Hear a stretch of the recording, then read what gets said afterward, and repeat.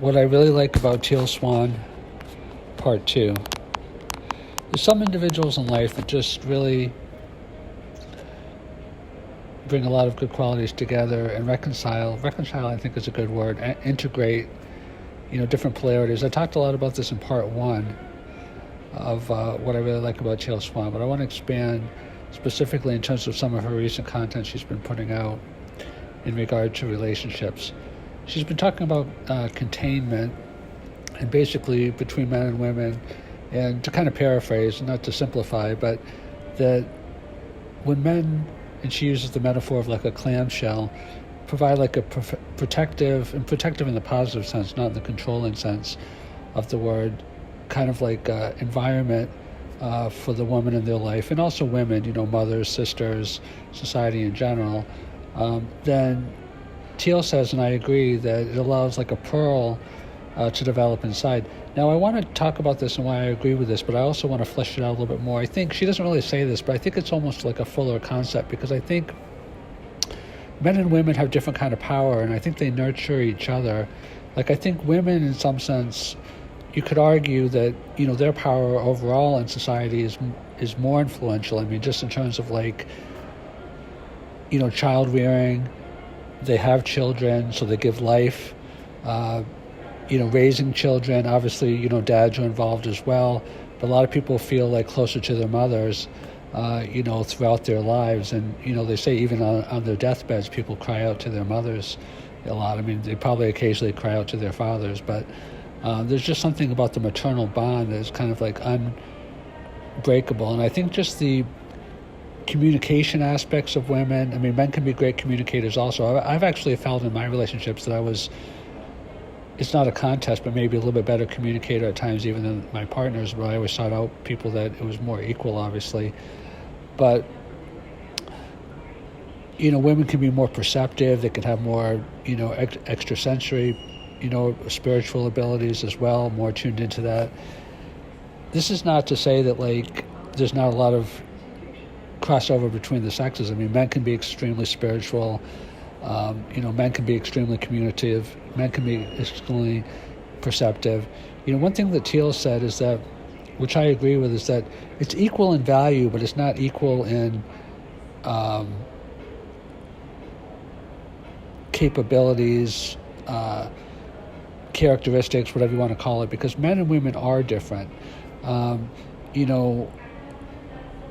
God, life, whatever you want to call it, created men and women a little bit different. And Teal talks about that. I think she understands that. And the containment element, I think that, the power of men and the power of men, like she talks about the divine masculine and the divine feminine, that they really complement each other, and I do. And what I'm trying to say, maybe in kind of a roundabout way, is that Teal's talking a lot about the divine power of masculinity and how it's been kind of like watered down by society. And I think that's true, but I think even the feminine and the feminine power has been a little bit watered down as well. And I think that both of them complement each other and nurture each other and bring themselves into the full whole. And Teal, I think, is a great person because she's embraced her divine femininity, both in terms of its power and in terms of its vulnerability, which I think is amazing. Because Teal, recognized, she talks about containment, that the feminine has to welcome in the masculine. It can't reject it. It can't put it down. It can't make fun of it.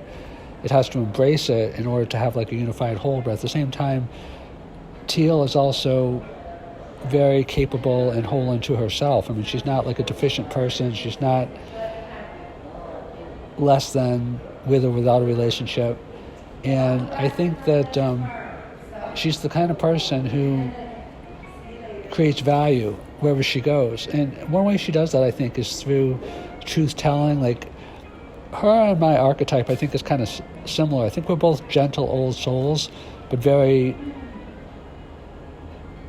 blunt might be too strong a word, but our archetype is towards truth. Not to use truth as a hammer. Hammer's my last name, but to use it as a tool to help people grow. I think Teal and I are both very growth oriented. I think she does that a little bit more like from the divine feminine side, and maybe I do it a little bit more from the divine masculine side, given our different genders. But I think there's a lot of similarity in the work and the approach that she and I do. I mean, she might disagree, she might agree, I'm not sure, but that's my perception. And I think that I really respect Teal because of the power and the warmth and the grace. I mean, those are kind of like, in most people, like separate. Most people are very powerful, but they're rough, or they're graceful, but they're, not as strong. Teal is extremely strong, but she's graceful. I mean, she used to be an athlete. She smiles, she's funny, but she's tough. If you worked for her, I think, she would get an honest day's work out of you, because I don't think she's going to pay somebody just to goof off and or do average work. She's into excellence. You can tell just by the way she does her talks, and I try to do the same thing. It's really like a sense of like an incisive, precise mind. Like the elements that she talks about, like the nuances, like she ties things together like a tapestry. Like her videos are like a tapestry of ideas that are just woven together into a coherent whole. That takes like a really evolved and developed and precise and frankly spiritual mind to be able to do that. So this is part 2 of some of the reasons why I really like Teal Swan.